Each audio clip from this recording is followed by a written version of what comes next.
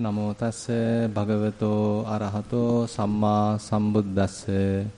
Namo tassa bhagavato arahato samma sambuddhassa.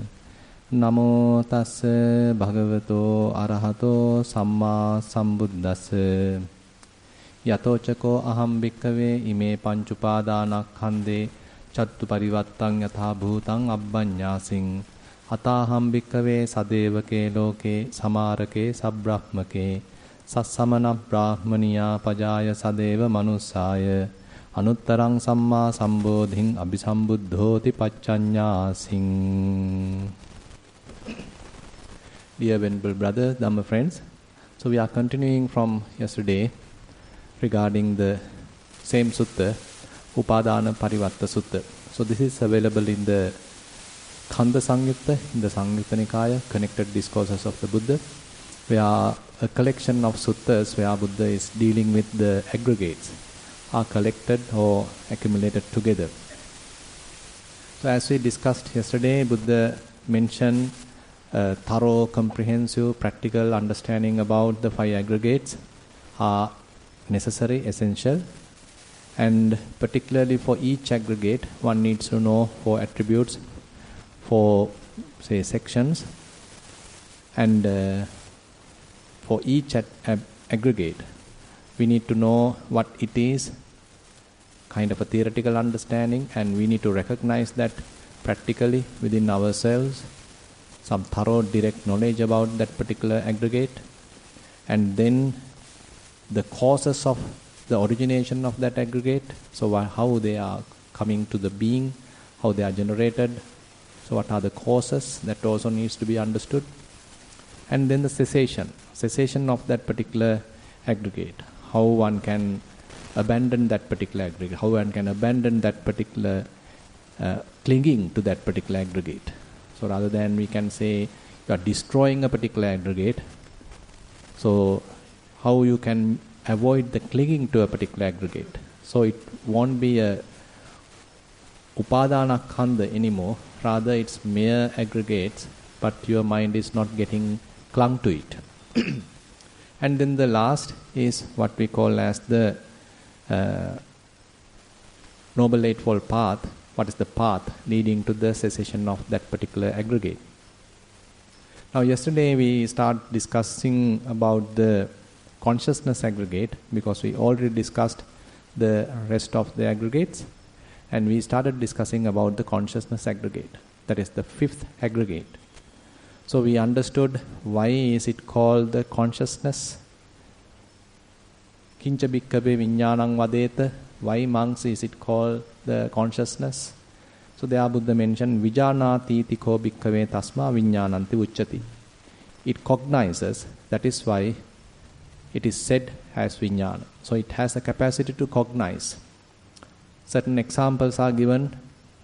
So when you are eating, so different tastes are there. So you can distinctly recognize, okay, this is bitter, this is salty, this is sweet, this is sharp, this is mild. So likewise, distinctly you can recognize what exactly is the kind of the taste.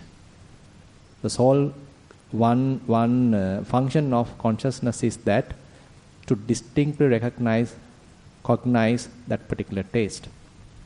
Similarly, say for example, when we are listening to Dhamma now, so there are many sounds available. Now you can hear the sound of a vehicle, you can hear the sounds of the fans, you can hear my voice, and there are various other noises are available, but you can distinctly recognize what I am talking. So that speech, each and every word, each and every sound, vowel and everything, you can distinctly recognize. So that is the function of the consciousness. And certain other examples are given, like say there are various pains available. Say for example, you are even right now, as a result of the fan, you may be experiencing certain amount of comfort. So that could be recognized. But at the same time, there may be an itch at some other place. That also can be recognized.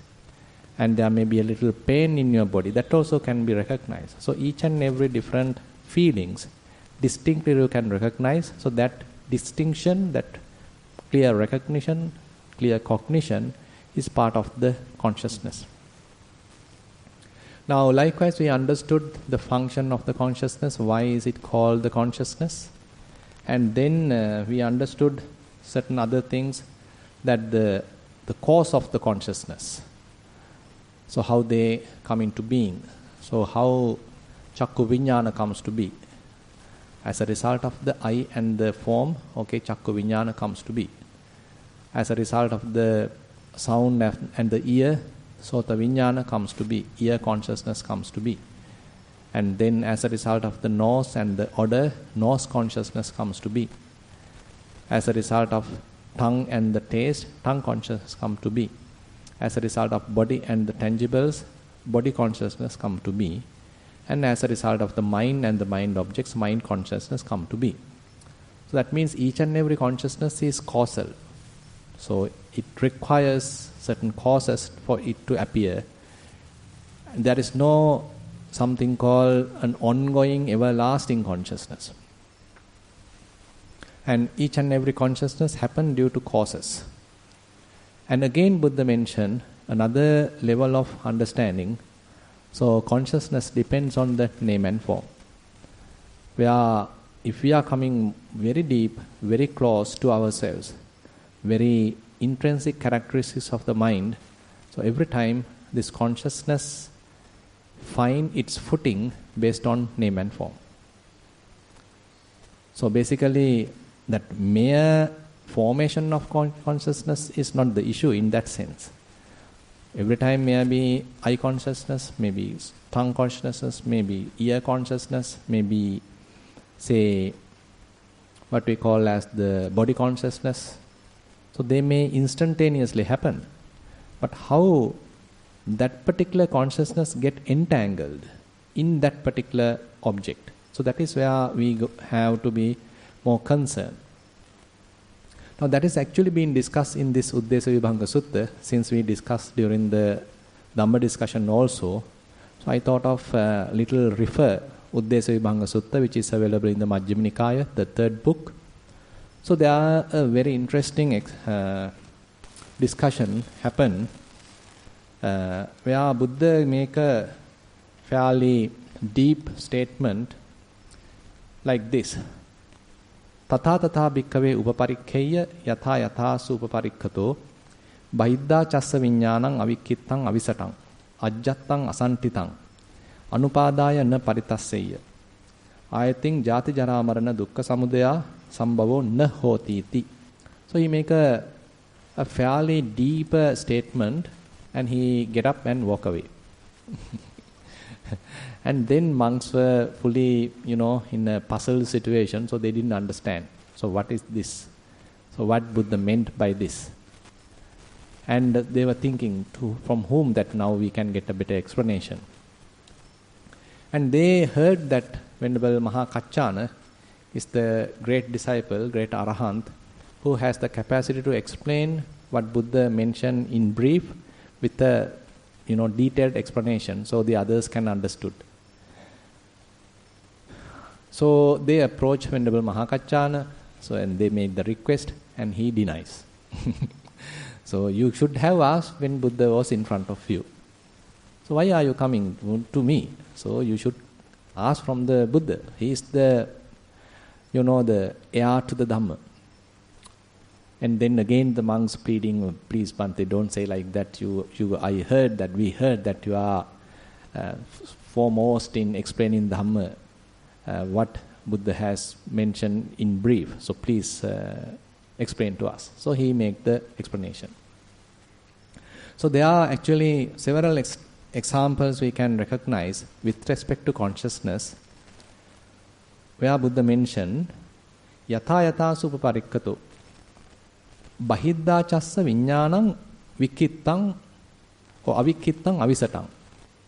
So typically, how he explains how mind get scattered, distracted because of the outside objects. Suppose that through the eye you are looking at something. Now, when you are looking at something, you are referring to various signs, marks, little features. So that is how actually we capture. So our eye is sensitive to maybe color, maybe to the shape. So those are the little things that we can capture, we can grab those details. So as we are looking at that, so assume that it is quite interesting, generating a lot of,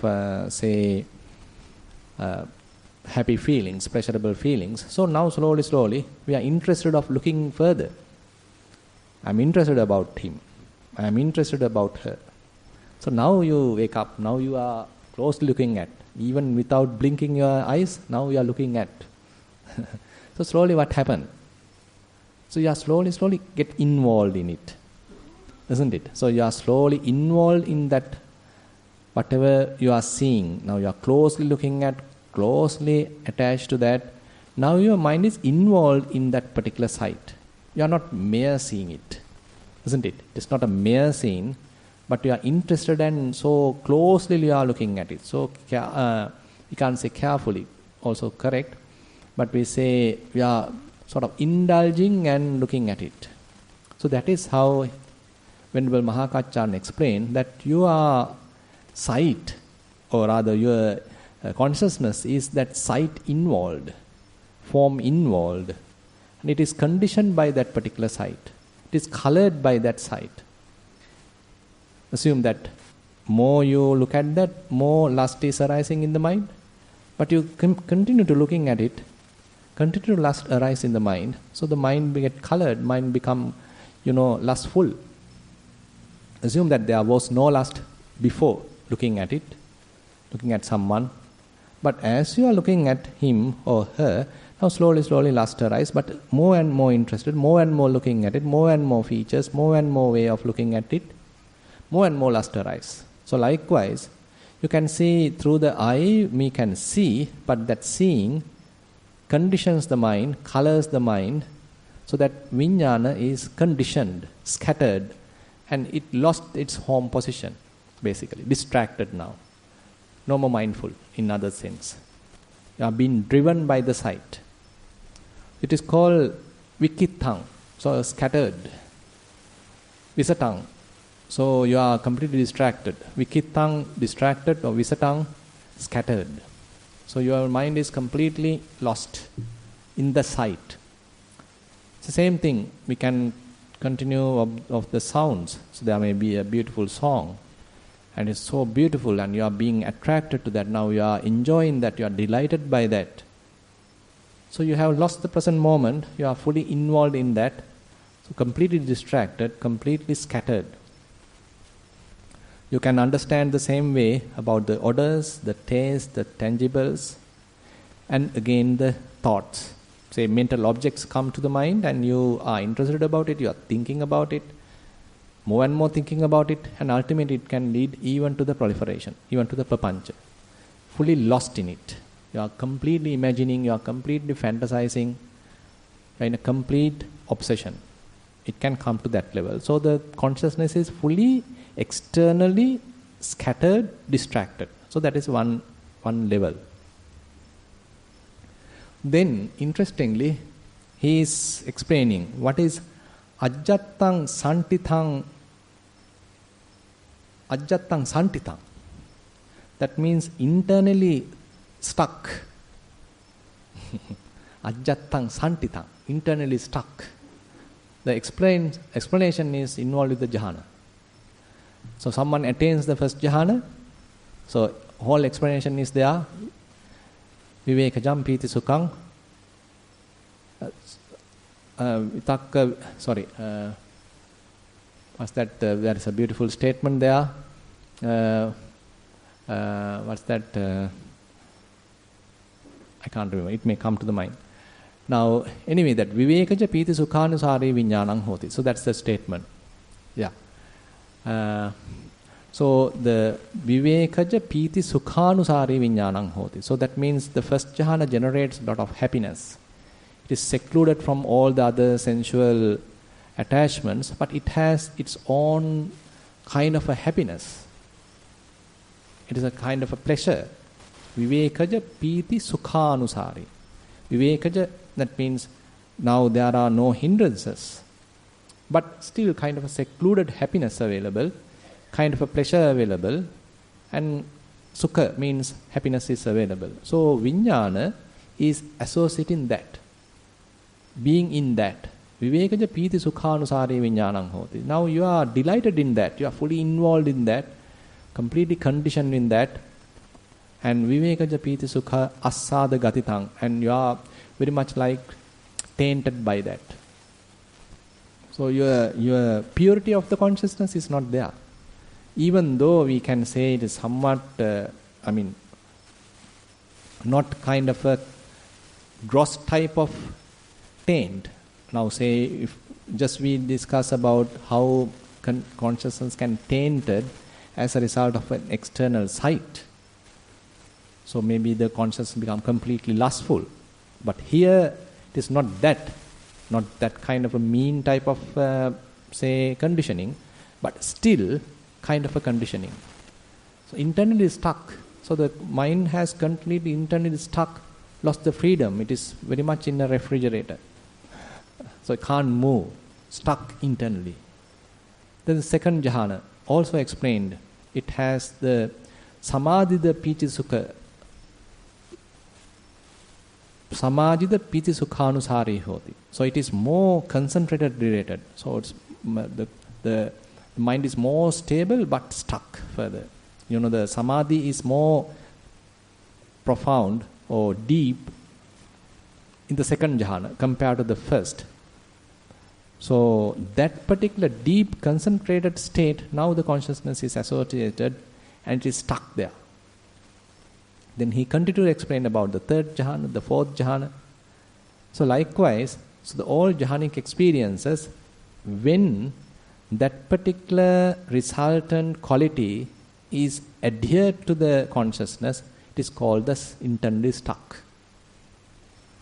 And then he is explaining what Bahidda Vijnanam Avikkittam Avisattam. How we can say externally mind is not distracted, not scattered. So you are seeing something, but mind is not involved. You are not completely distracted there. You keep yourself with you.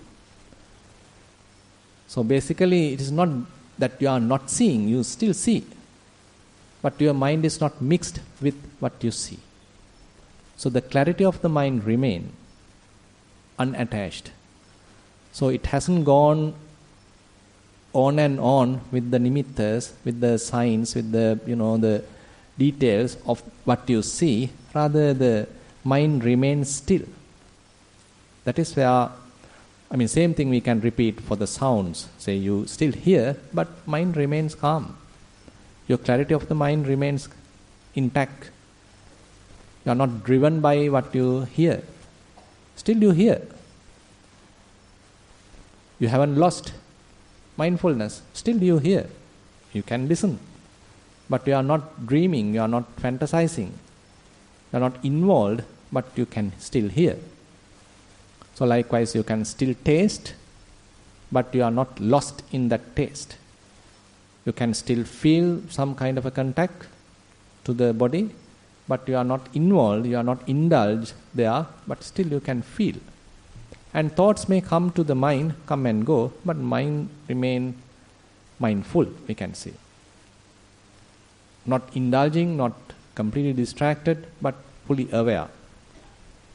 So that level is called avikkittam avisattam, bahidda.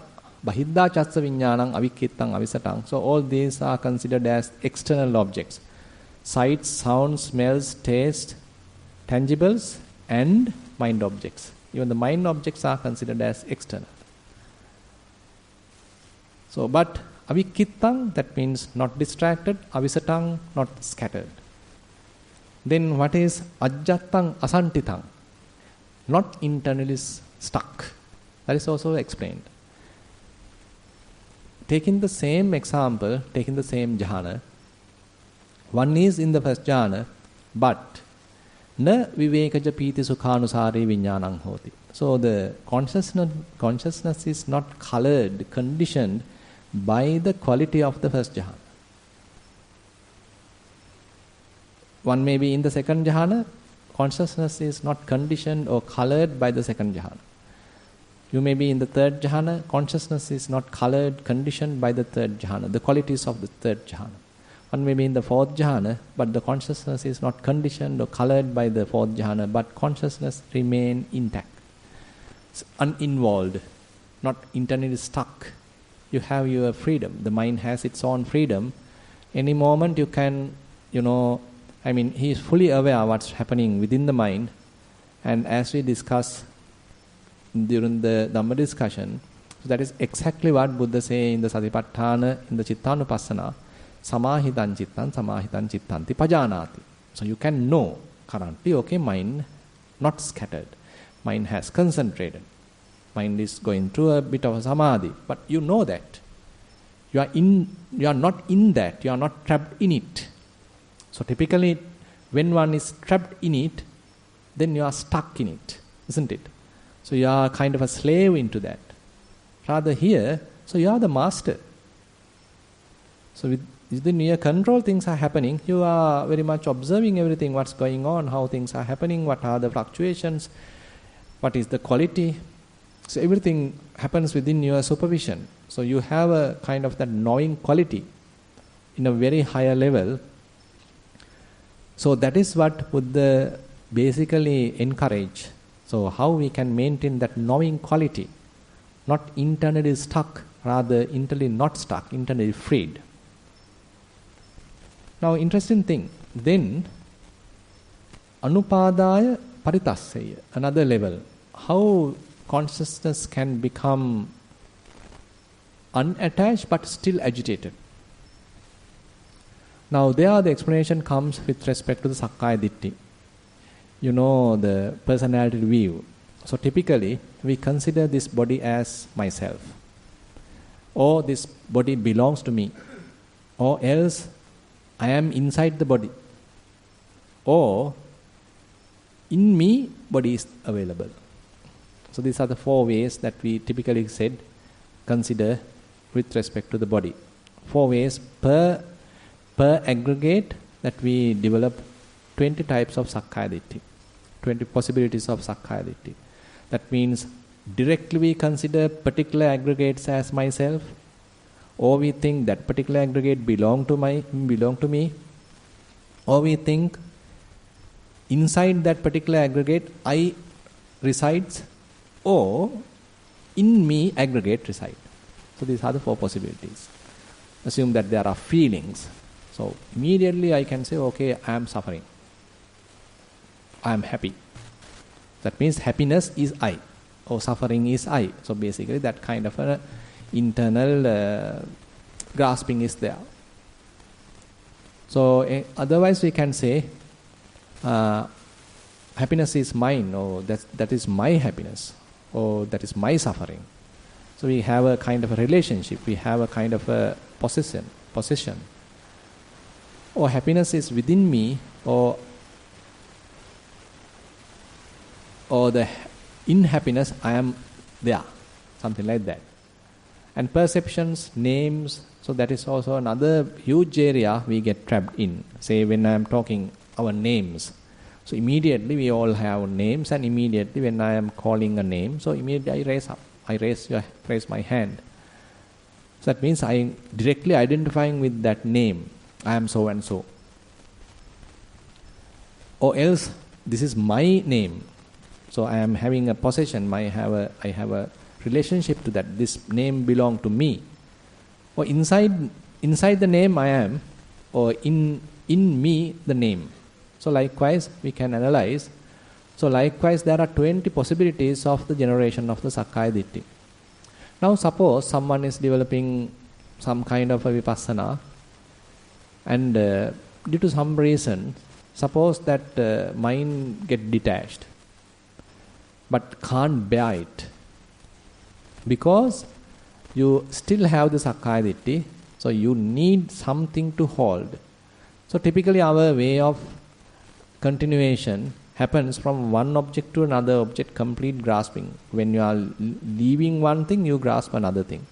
When you leave something, you grasp another thing. When you abandon something, you grasp another thing. So what happens if you don't grasp something? You get frightened. You get, kind of jerked. Because nothing to grasp, nothing to hold. A kind of a jerk can happen, kind of a frightening can happen. A kind of a agitation can happen in the mind because it's used to grasp. It used to hold. It's used to say this body belongs to me. But now body is going through kind of a suffering or body is changing, so you can't bear it. So you become fully agitated, disturbed. You can't maintain non-grasping state. Maybe a practice can lead to a non-grasping state, but you can't maintain that. Again you go and grasp. You can't maintain that. But another level is called anupada aparitasana. That is where without grasping and without any kind of an agitation. For that to happen, what you need? To abandon sakkaya ditthi. So till we have sakkaya ditthi, we can't enjoy non-grasping state for a long time. Isn't it? Because we want something to hold. We want something to say, this is me, this is myself, this I am. So the moment that you have nothing to grasp, so you become completely lost. You lose your orientation. But when you have nothing to hold, when you have nothing to grasp, when you have nothing to cling, if still you are not agitated, still you are not disturbed, how? Because you don't believe, you don't have anything. So you don't possess anything. You don't say this belongs to me, this I am, this is myself. So you understood this is not myself, this is not I am. Say for example, this is what happening in the practice. Now say we start our practice saying, okay, this body belongs to me. I am at Kalalgoda. I am now in the walking path. I am practicing walking meditation. So this is how we start. So we are continuing in our practice. Now you recognize, okay, how each and every sensation arises. How hardness arises, how softness arises, how heat arises, how cold arises, how, say, tightness arises. So these are a very subtle way. So how these element characteristics arise. And you might notice, oh, they are also passing away. Not only arise, they are passing away also. So arising and passing away. So is it only at your feet is it happening? No, I mean throughout the whole body. So now you come to the sitting and you start observing how these elements are, arising and passing away within the body. Now it is happening very quickly. Previously, say, hardness was there, it stayed there for 1 minute and then passed away. Later you understood, no, it is not staying that long. It is very short-lived, almost like momentary, quickly arising and passing away. Now you are looking at the whole body, very much like disintegrating, isn't it? So things are dissolving. So this whole body, so-called my body, now you are looking at quickly arising and passing away. Are you feeling frightened? It also can happen. So that's why it is called Bhayatupattana Jnana. So when you are looking at the very body, my beautiful body, see what happens now. Disintegrating, falling apart, breaking into pieces, everything dissolved. So one can be frightened. What's going on? My goodness, this whole my beautiful so-called body now disintegrating, falling into pieces. Now you can't find the compactness of the body. So body has become completely dissolved, like scattered, like. But if you don't belong that, or if you don't possess that, if the body is not you, are you getting afraid? So it belongs to someone else. The body belongs to someone else. There are many other causes, conditions in the body, and those conditions are beyond my control. So how can you expect this body to behave the way you want? When you are getting old, can you stop that? When you are getting sick, can you stop that? When you are, dying, can you stop that?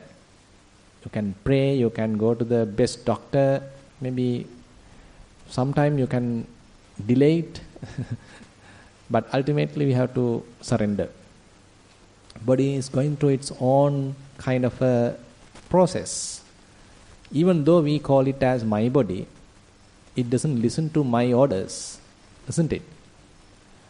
So is your car, if the car is yours, so you can take your car to any place, can change it, change the color, you can fix something, you can remove something. Why? Because it is your car, isn't it? So that's why we call it is my car. Can you do that to someone else's car? Then you'll be in big trouble, right? So then you can go to the prison because you are trying to fix or change or something. You want to drive someone else's car, you can't. So that means when I am talking, this is my car, so that indicates the controllability. It is within my control, isn't it? So the same theory when we apply to my body, to some extent we can say, yes, I want to go to that place, so I am taking my body there, so I am there now. Can. Now say you want to come back to the youthfulness. Assume now you are 80 years, now this is my body, so it should control or it should be able to listen to my orders. I don't like this old body.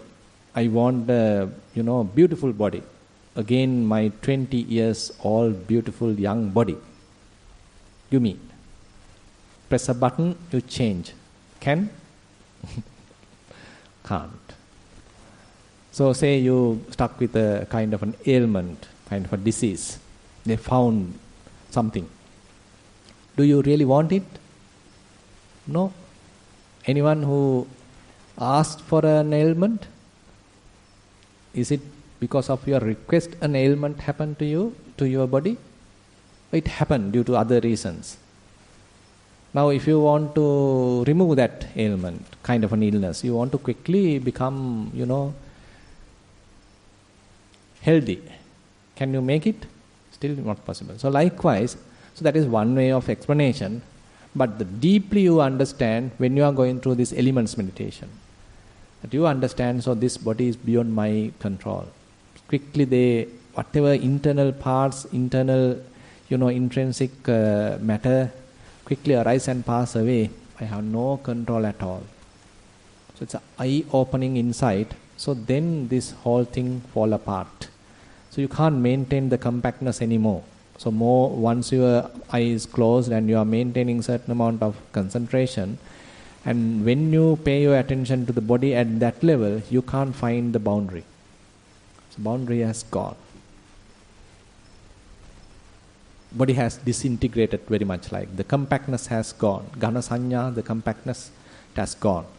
So likewise, now thoroughly one may understand the body is not me, body is not myself, or inside this body there can't be any kind of an ongoing self, everlasting self, you can't have.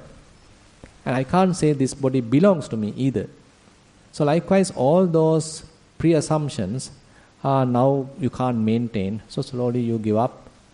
You understand this body belongs to the nature, we can say, or to various other causes are conditioning that body. You need food, you need water, and the climatic conditions all favorable in order to maintain this body. So likewise you deeply understand, okay, this is the body. It is not my body, this is a body. There is body, there is suffering. This is suffering. Dukkha meva uppajjamanan uppajjati, dukkhan nirujjamanan nirujjati, na kankati na vichikacchati, aparappacchaya jnanamevasse etta hoti. One may understand, oh, this is suffering. What is arising is nothing but suffering. What is passing away is nothing but suffering. And no doubt about it. Na kankati, na vichikicchati. You have no perplexity about it. Na kankati, na vichikicchati. Aparappacchaya jnanamevasse etta hoti. And you don't need someone else's instruction to know that. You know that is it.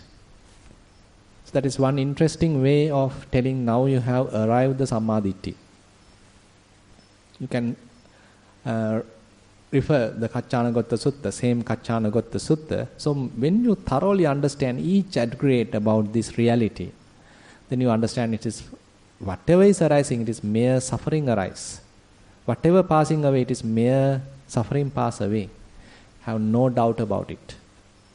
So coming to a thorough, deep understanding, that is the best way of Sammaditthi. That is a supramundane type of Sammaditthi. Now, when such happens, so I like to take another level of another sutta to give you a more detailed explanation. Now, Vijnana, the consciousness, actually needs kind of an attachment to the body, to the rupa, to the form, in order for it to, grasp. That is how it is stabilized. That is how it is situated. That is how it is established. Rupa upayangva bhikkhave vijñānaṁ tiṭṭhamaṇaṁ tiṭṭheya rupa arammaṇaṁ rupa patiṭṭaṁ nandupa sechaṇaṁ buddhiṁ virulhiṁ viepullaṁ āpajjeya. So that is how Buddha explained in the Upaya Sutta, in the same Kanda Samyutta. So Buddha say, when your mind, the consciousness is involved, attached, established, it needs the form aggregate. Or when vijnana is established, conditioned, attached, it needs the feeling aggregate. Or when the consciousness is established, colored, conditioned, attached, it needs the perceptions aggregate. Or what else? Formations aggregate. So that means consciousness aggregate, when it is well established, when it is conditioned, when it is fully colored, when it is fully attached, to which is it attached? Either to the form aggregate, either to the feelings aggregate, either to the perceptions aggregate, either to the formations aggregate. So that is something we need to clarify. So we can recognize when our mind is conditioned, when our mind is going through a kind of a grasping, there should be any of these four the mind has grasped. Either form, either feelings, either perceptions, either formations. In other terms, say you are looking at your own body or you are looking at someone else's body, as we discussed just now, externally distracted, externally scattered. Various sounds, smells, tastes, tangibles, sights. So that comes all under the rupa aggregate, the form aggregate. So many physical things are there. Everything can cause the consciousness to attach, consciousness to establish, consciousness to cling to. That is one level of attachment. Or else different feelings are there. Various feelings. You are attached, you are suffering, or you are fully bored. So the mind is colored, conditioned because of the feelings. Or various perceptions. So your mind again can be conditioned. You are maintaining kind of a perception. Say you have a kind of a perception about your husband. You have a conditioned kind of a perception about your wife. So that is the way you're looking at him. That is the way you're looking at someone. Isn't it? So your mind is not free. We have preconceived ideas. We have preconceived perceptions. About someone we are holding kind of a perception. Mind is not free. Mind is colored. And say you are thinking. Obsessive thinking. You are not free. Consciousness is under the, the grip of thinking. Too much thinking, you have no freedom. So Buddha say in this Upaya Sutta, therefore, Upayo bhikkhave avimutto. Whenever consciousness is doing like that, it is not free. Avimutto, not freed, not liberated. So then the opposite is where the consciousness is liberated. Anupayo vimutto. That means when there is no clinging, when there is no grasping, when there is no engagement, when there is no attachment, then the consciousness is freed. So is it enough to be freed from the body? Is it enough to be freed from the feelings? Is it enough to be freed from the perceptions? Is it enough to be freed from the formations? No. All four has to be abandoned. So in Kayanupassana, we are trying to be freed from the body, we can say, the matter, the physical aggregate, the form aggregate. In the Vedananupassana, we are trying to educate ourselves, develop understanding, insights.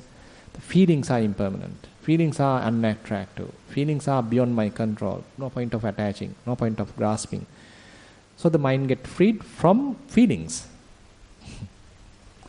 Say you are practicing Chittanupassana, maybe Dhammanupassana. That all helps to consciousness to be freed from perceptions, various signs, marks, attitudes, say hindrances, thoughts, all sorts of other internal, the mental stuff. All that has to be slowly abandoned, freed. Suppose you are able to do that, that means the consciousness is not conditioned. Where is it now going to establish? On the form? Can't. On the feelings? Can't. On the perceptions? Can't. On the formations? Also can't. Now it is called a different way. Now Buddha explained with respect to the form aggregate like this. Rupa dhatuya che bhikkhave rago pahino hoti. Now Buddha says, okay, now the lust, the attachment towards the form aggregate is now abandoned. Rago pahino hoti. Ragassa pahana vachijata rammanang patittha viññānassa nohoti. That means once the lust is abandoned, once the attachment is abandoned, so the established consciousness is not there. So that linkage is abandoned, that is cut off. Vachijata rammanang, that means the consciousness and that object, there was a kind of a linkage and an attachment that is being cut. So patittha viññānassa nohoti. So the established consciousness is not available there. Same thing is repeated to the feelings. Vedana dhatuya che bhikkhave rago pahino hoti. Ragassa pahana vachidada rammanang patittha viññānassa nohoti. The same thing is repeated for the other aggregates as well. That means, so Buddha explained like that for all the aggregates. Slowly, consciousness is freed, isn't it? So the non-grasping now, not associating anything. So the mind become more and more free, unattached, non-grasping, more lighter, not associating anything. Now he summarizes. Tang appatittang viññānang avirolhang anabisankacca vimuttang vimuttatta titang titatta santusitang santusitatta na paritassati aparitassang paccattang yeva parinibbāyati. But Buddha mentioned tang appatittang viññānang. Now unestablished consciousness is not growing onto any object, right? Anabisankacca vimuttang. It doesn't make any kind of formations, any kind of a fabrication, any kind of a preparation, any kind of a conditioning, any kind of a coloring. Nothing is there. Anabisankacca, vimuttang, completely freed.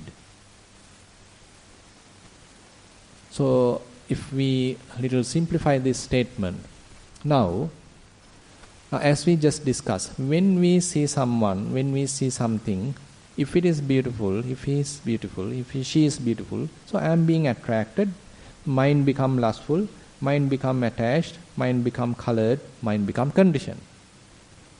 Easy to understand, right? So your mind has lost that clarity. Your mind has assumed that it was like a, alvatura, very much like no color, no smell, just the lukewarm water, just the pure water.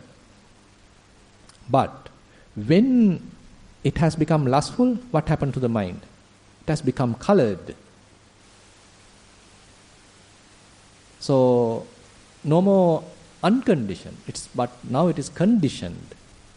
It has become colored. So can you see your face in that colored water?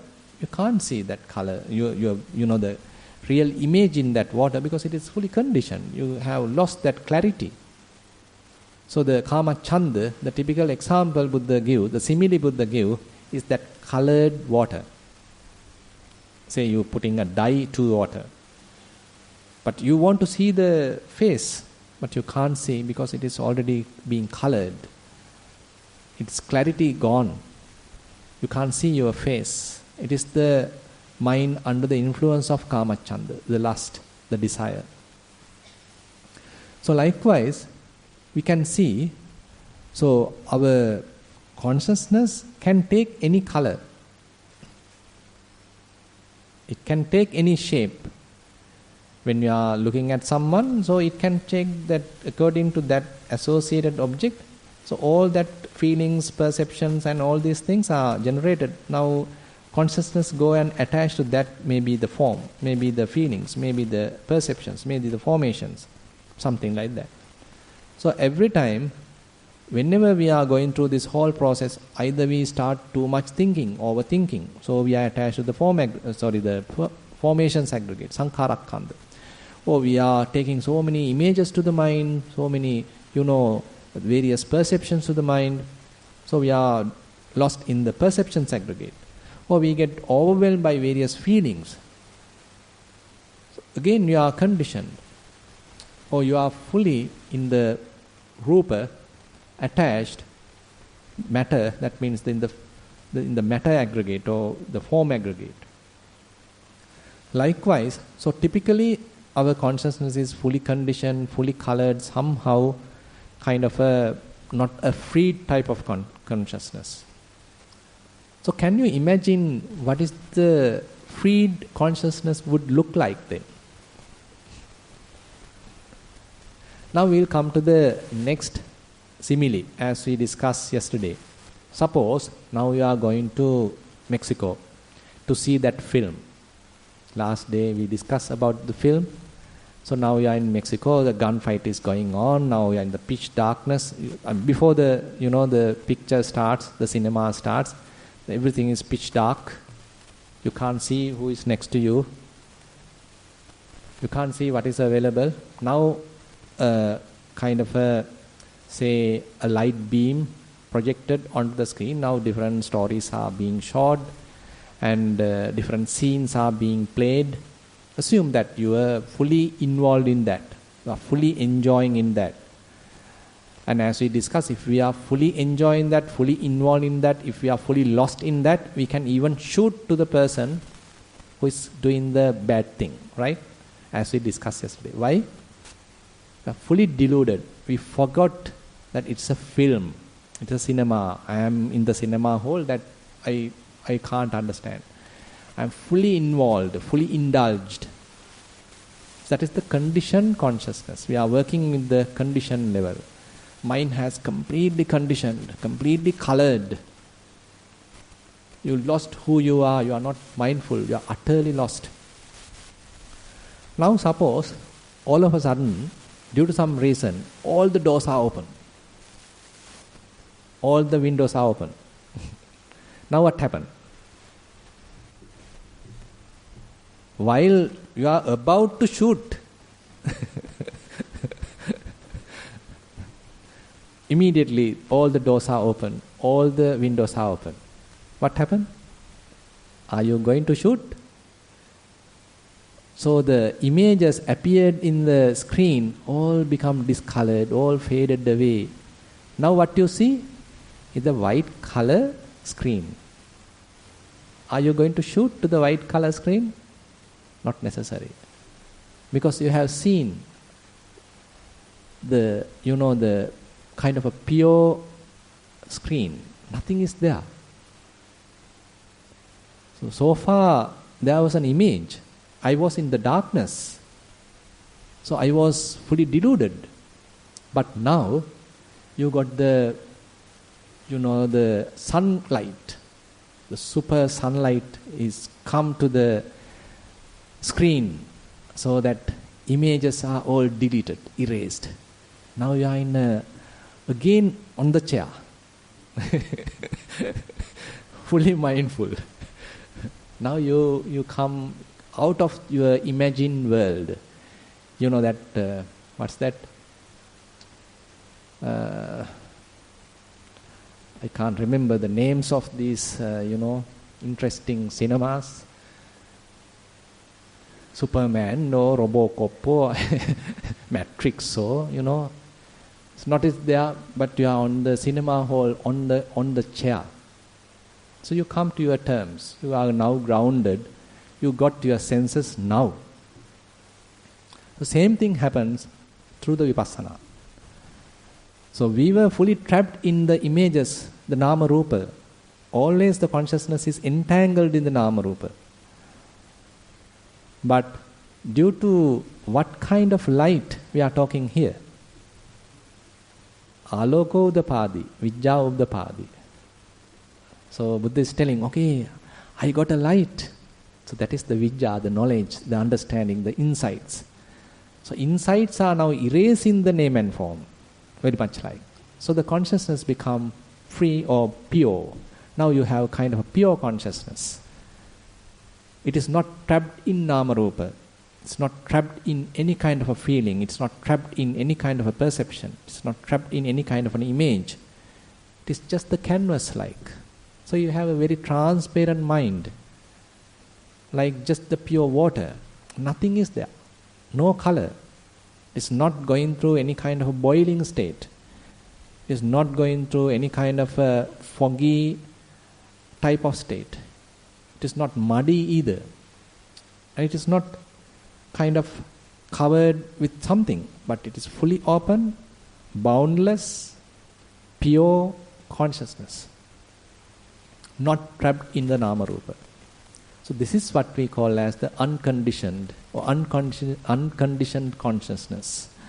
Or we can say unestablished consciousness. Or another term used is unmanifested consciousness.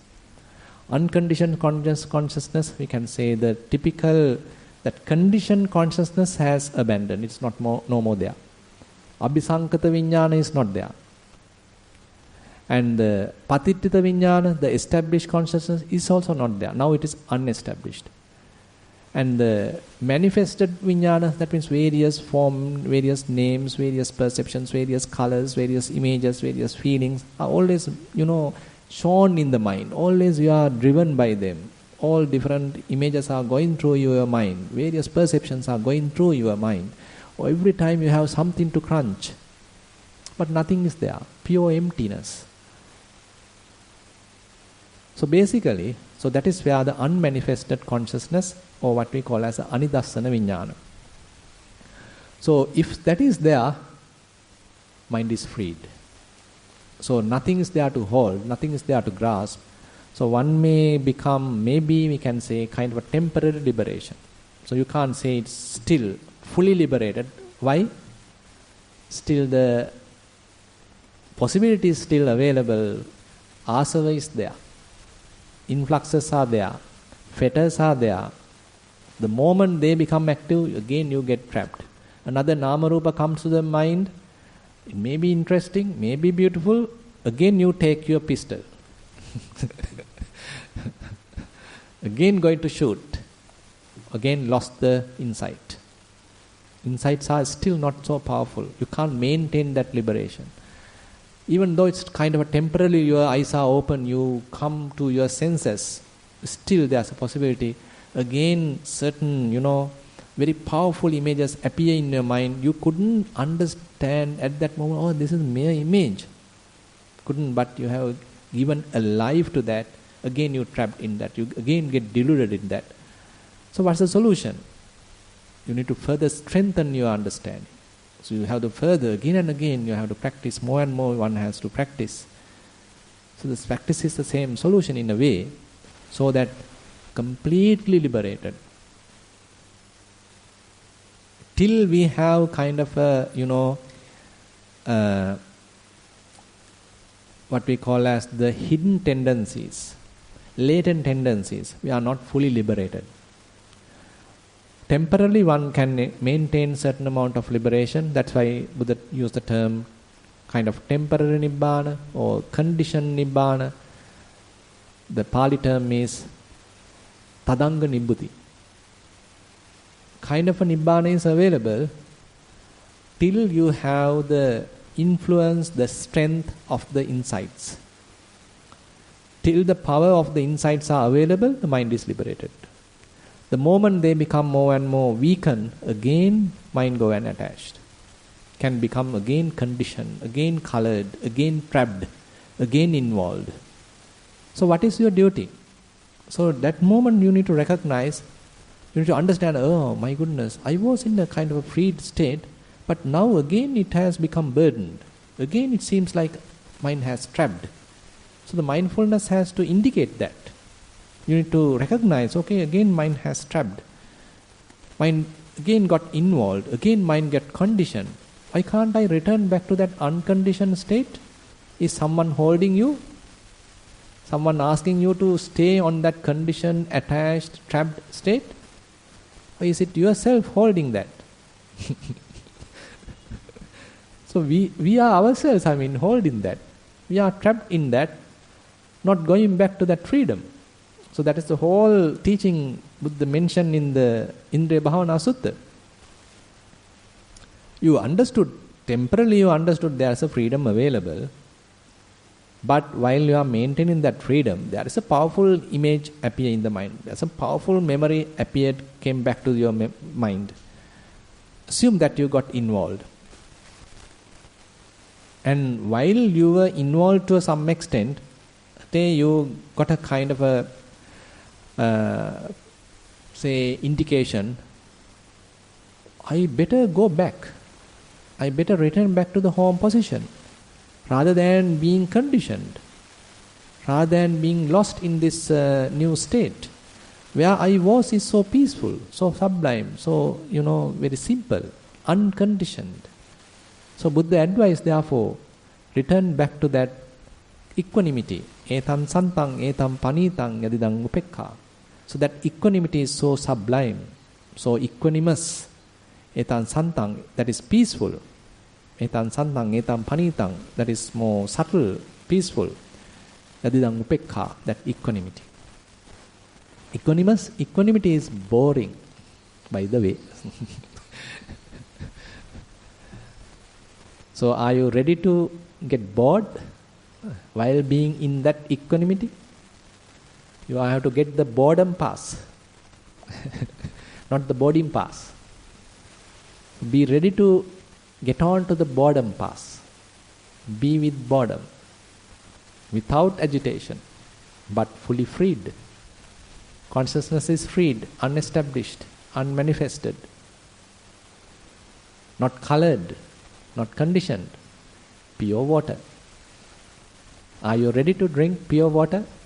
Do you need coffee? Are you interested of orange?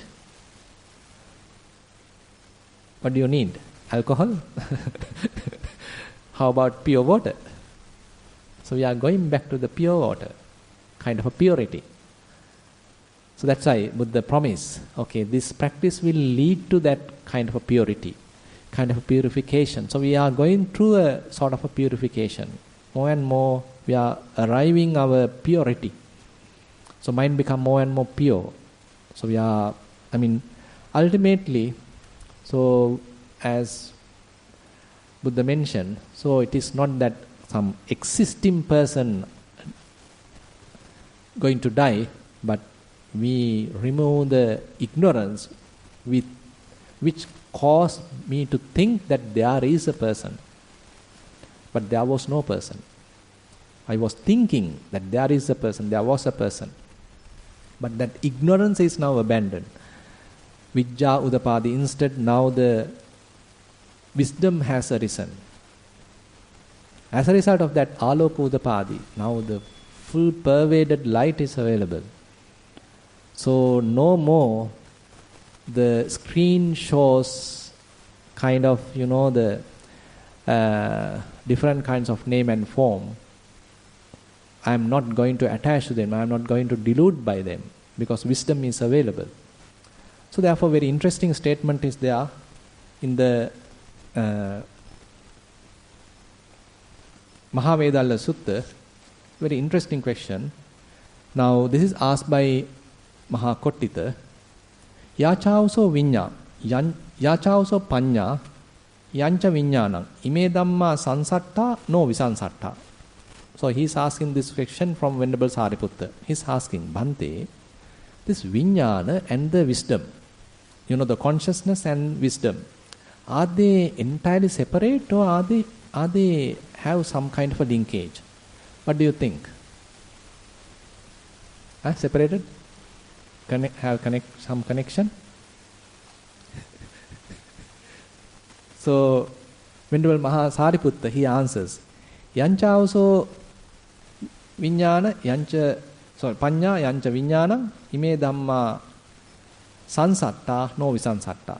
So, they are kind of what we call as conjoined, but not disjoint. So, there's a relationship between the wisdom and consciousness. Then why are we referring two things? So he's asking.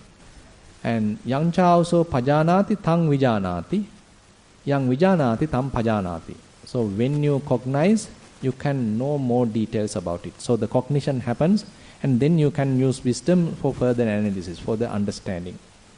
And that means if you know something, that means you are already cognized that. So they are fairly related. And why then are we referring one as vijnana, one as panya?